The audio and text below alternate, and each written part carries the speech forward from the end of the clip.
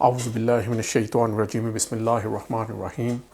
ان اللہ وملائکتہ یصلون علی النبی یا ایہا الذین آمنوا صلوا علیہ وسلموا تسلیما اللہم صلی علی سیدنا و مولانا محمد وعلی آلہ واصحابہ وبارک وسلم۔ اللہ تبارک و تعالیٰ کی حمد و ثنا اور حضور شافع یوم الشرور صلی اللہ علیہ وسلم کی بارگاہ میں ہدیہ درود و سلام پیش کرنے کے بعد سب دیکھنے سننے والوں کو السلام علیکم ورحمۃ اللہ وبرکاتہ۔ آج کی اس ویڈیو میں ہم تذکرہ کریں گے مسلمہ کذاب کا، اور جو اس کی ملاقات حضور سرکار دو عالم صلی اللہ علیہ وسلم سے ہوئی، اور اس باب سے ہم کچھ سیرت نبوی سے سیکھنے کی کوشش کریں گے۔ میرے زیر مطالعہ جو کتاب ہے وہ ہے ضیاء النبی، اس کے رائٹر ہیں پیر محمد کرم شاہ صاحب۔ اس کی چوتھی جلد جو ہے اس میں سے میں کچھ اقتباس پڑھ کے آپ کی خدمت میں پیش کرتا ہوں۔ 9 ہجری میں یعنی ہجرت کے 9ویں سال میں حضور نبی کریم صلی اللہ علیہ وسلم کی بارگاہ میں ایک وفد حاصل ہوا، ایک قبیلہ بنو حنیفہ ہے وہاں سے۔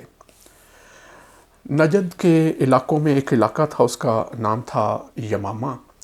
یہی وہ جگہ ہے جہاں پر بنی حنیفہ جو ہیں وہ ان کا یہ مسکن تھا، وہ یہاں پر مقیم تھے، اور یہاں کا ایک وفد حضور نبی کریم علیہ الصلوۃ والسلام کی خدمت میں حاضر ہوا سن 9 ہجری میں مدینہ منورہ میں، اور اس وفد کے اندر 17 افراد تھے۔ ان افراد میں مسلمہ کذاب جو ہے وہ بھی شریک تھا۔ مسلمہ کذاب جو ہے یہ وہ شخص تھا جس نے نبوت کا جھوٹا دعویٰ کر رکھا تھا، اور اپنے قبیلے کے بہت سارے نوجوانوں کو اس نے اپنے جھنڈے کے نیچے جمع کر رکھا تھا۔ تو یہ کافی مضبوط، ایک طرح سے دنیاوی طاقت کے حساب سے کافی مضبوط شخص تھا اپنے قبیلے کے اندر۔ تو جب یہ وفد حضور کی خدمت میں مدینہ منورہ میں حاضر ہوا تو اس کے جو 7 لوگ شریک تھے انہوں نے اس کے اوپر ایک چادر ڈال رکھی تھی، اور اس کو انہوں نے عام عوام کی جو نظر ہے اس سے بچایا ہوا تھا۔ اور یہ اس وقت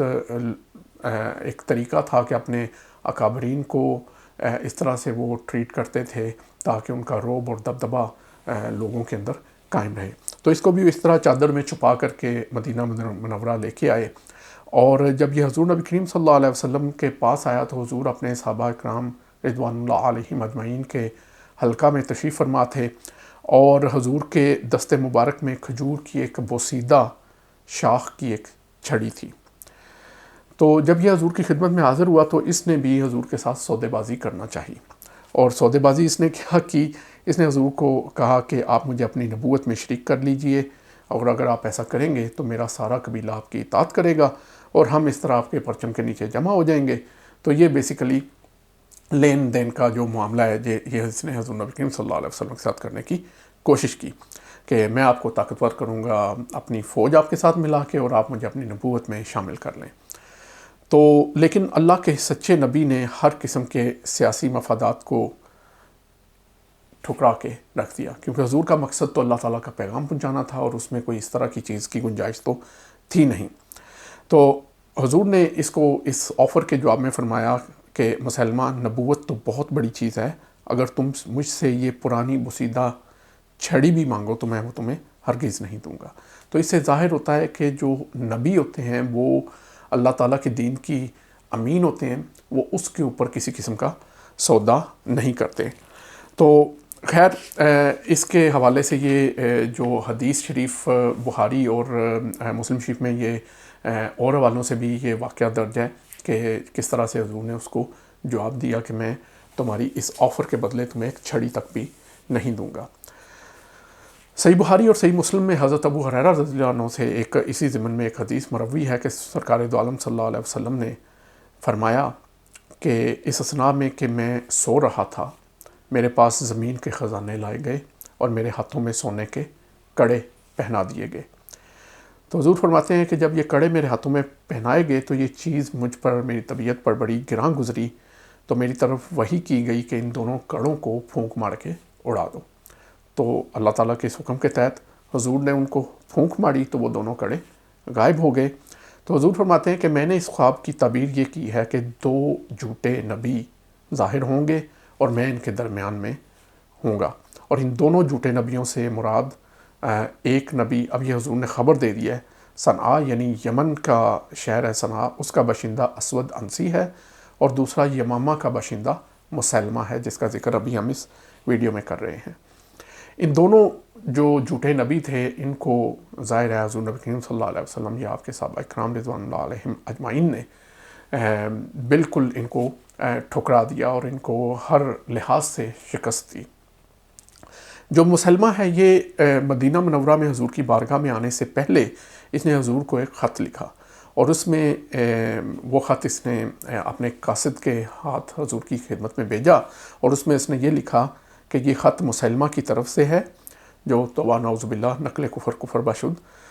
یہ خط مسلمہ کی طرف سے ہے جو اللہ کا رسول ہے بنام محمد صلی اللہ علیہ وسلم جو اللہ کے رسول ہیں، مجھے امر نبوت میں آپ کے ساتھ شریک کر دیا گیا ہے۔ اب یہ دیکھیں، اس کی دیدہ دلیری دیکھیں، اور پھر یہ مزید لکھتا ہے کہ آدھی چیز ہمارے لیے ہوگی، اور ساتھ اس نے قریش کے بارے میں لکھا کہ قریش ایسا قبیلہ ہے جو عدل و انصاف نہیں کرتا۔ حضور نبی کریم صلی اللہ علیہ وسلم نے اس کے جواب میں بہت ہی مختصر لیکن بڑی جامع گفتگو فرمائی۔ حضور نے اس کا جواب تحریر فرمایا اور اس کو ایسے جانے نہیں دیا کہ آپ نے اس کو اگنور کیا ہو۔ تو اس سے بھی ایک گائیڈنس ملتی ہے کہ اپنے دشمنوں کو انگیج کر کے ان کو صحیح بات پہنچانا یہ نبیوں کا شیوا ہے۔ سرکار دو عالم صلی اللہ علیہ وسلم نے فرمایا کہ یہ گرامی نامہ محمد رسول اللہ صلی اللہ علیہ وسلم کی طرف سے مسلمہ کذاب کو لکھا جا رہا ہے۔ تو وہ جس نے اپنے آپ کو نبی لکھا تھا، حضور نے اس کو کذاب لکھ کے پہلے تو اس چیز کی تصحیح فرمائی کہ تو اللہ کا نبی نہیں، بلکہ اس چیز کے نام پہ تو جو جھوٹ بول رہا ہے تو تم جھوٹوں میں سے بھی بڑا جھوٹا ہے۔ تو حضور نے فرمایا کہ یہ اللہ کے نبی کی طرف سے مسلمہ کذاب کو لکھا جا رہا ہے، اس شخص پر سلامتی ہو جو ہدایت کی پیروی کرنے والا ہے۔ تو حضور نے یہ ایک کلیہ یہ ہمارے لیے بھی ہے کہ جو ہدایت کی پیروی کرنے والا ہے، سرکار دو عالم صلی اللہ علیہ وسلم نے اس کے لیے دعا فرمائی کہ اس کے لیے سلامتی ہو۔ اما بعد، زمین کا مالک اللہ تعالیٰ ہے۔ اب یہ اللہ کی توحید کو ہے،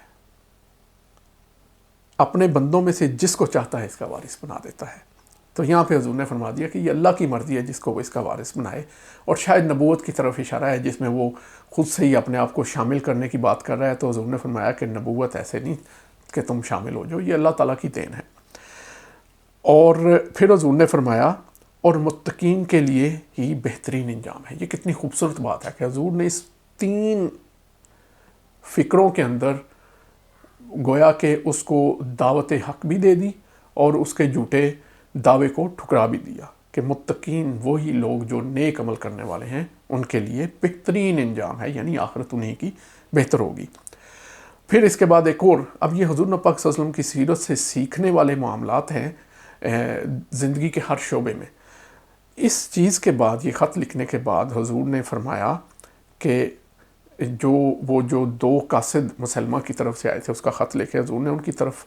اشارہ کر کے فرمایا کہ اگر قاصد کو قتل کرنا روا ہوتا تو میں تم دونوں کی گردنیں اڑا دیتا۔ تو یہاں پہ حضور نے یہ بھی بتا دیا کہ کس قدر غلط اقدام اٹھا رہا ہے یہ مسلمہ، اور کس قدر غلط دعویٰ وہ کر رہا ہے کہ اگر میں کر سکتا تو میں تمہاری گردنیں اڑا دیتا۔ اور ساتھ یہ بھی بتا دیا کہ کتنا بھی غلط اور نیگیٹو ہو، کتنا بھی آپ کا بدترین دشمن ہو، قاصد کو قتل نہیں کیا جاتا۔ یہ جنگ کے اور دشمنی کے بھی کچھ اصول ہوتے ہیں۔ اب یہاں پہ مسلمہ کذاب کی کچھ یہ حضور کی جو اس کے ساتھ کنورسیشن یا جو حضور کی بارگاہ میں وہ حاضر ہوا یا جو اس نے خطوط لکھے اس کا تو ذکر ہو گیا۔ یہاں پر یہ بھی مینشن کرنا ضروری ہے کہ اس کے جھوٹے ہونے کی اور کیا کیا دلیلیں تھیں۔ ایک تو میں نے پہلے عرض کیا جیسا کہ وہ سودے بازی کر رہا ہے، اور نبی سودے بازی نہیں کرتے، خاص طور پہ اللہ کے دیے ہوئے پیغام میں سے۔ اب مسلمہ جو ہے اس نے اپنی قوم کو جب اپنے جھنڈے کے تلے جمع کر دیا تو ساتھ اس نے ان کو بہت ساری پابندیوں سے آزاد بھی کر دیا، جیسا کہ اس نے ان کو اسلام سے دور کرنے کے لیے بہت ساری آسانیاں دے دیں۔ اب آج کل کے دور میں بھی لوگ بہت ساری آسانیاں ڈھونڈنے کی کوشش کرتے ہیں، تو یہ بیسیکلی آپ کو ایمان سے دور کرنے والی بات ہے۔ اگر آپ دین کے اندر آسانیاں اس طرح سے ڈھونڈیں کہ آپ اس کی فرضیت والے جو احکام ہیں، جو فرض چیزیں ان سے دور ہو جائیں، تو مسلمہ نے جو ان کو آسانیاں دی، اس نے نماز کو ساقط کر دیا، یعنی اس کی فرضیت کو ساقط کر دیا، اور شراب اور زنا وغیرہ کو اس نے حلال کر دیا۔ اب یہ وہ چیزیں ہیں جو آج کے دور میں بھی لوگ بہت سارے ہم جیسے گناہگار ہیں، نماز کے اندر بے احتیاطی برتتے ہیں اور بہت سارے دوسرے سماجی اور معاشرتی گناہ جو ہیں ان کے اندر وہ ان کو اٹریکشن نظر آتی ہے. تو یہ وہ چیزیں ہیں جو اس جھوٹے نبی نے لوگوں کو اس وقت بھی ان کا لالچ دیا، اور جو گمراہ تھے وہ گمراہ ہو گئے. اور امام کی نشانی یہی ہے کہ آپ سے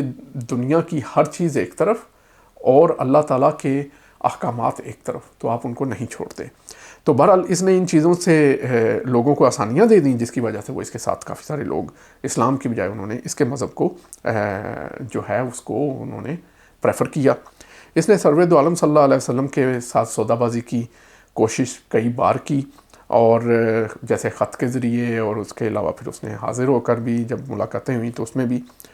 اور یہ کہا کہ مجھے منصب نبوت میں شریک بنا لیں، اگر نہیں کر سکتے تو آپ مجھے اپنا جانشین بنا لیں تاکہ آپ کے بعد میں نبی ہو جاؤں، توبہ نعوذ باللہ. تو اس کے بدلے میں آپ کو بہت سارے لاکھوں لوگ جو ہیں میرے جانشین جو ہیں، میرے اطاعت گزار جو ہیں، وہ آپ کے اطاعت گزار ہو جائیں گے. تو یہ بھی جو پیشکشیں وہ جو حضور کو کرتا رہا، حضور نے اس کی تمام پیشکشوں کو مسترد کر دیا اور یہ واضح کر دیا کہ نبی سودے بازی نہیں کرتا. اور سودے بازی ایک علیحدہ چیز ہے. ہر حال میں نبی جو ہے وہ اپنی دعوت و رسالت کو لوگوں کے سامنے پیش کرتا ہے، چاہے مشکل حالات ہوں چاہے آسان حالات ہوں، اور وہ ان چیزوں سے کہ کتنے نمبر آف اینیمیز ہیں اس کے، وہ اس سے نہیں گھبرایا کرتا. تو یہ ایک واقعہ تھا جس کے اندر بہت سارے اسباق جو کہ میں نے پہلے ذکر کیے ہیں ہمیں ملتے ہیں، جہاں مسلمہ کذاب کا جو سامنا ہے حضور پاک صلی اللہ علیہ وسلم کے سے ہوا. انشاءاللہ اگلی ویڈیو میں ہم بات کریں گے جو نبوت کا دوسرا دعوے دار اسود انسی جو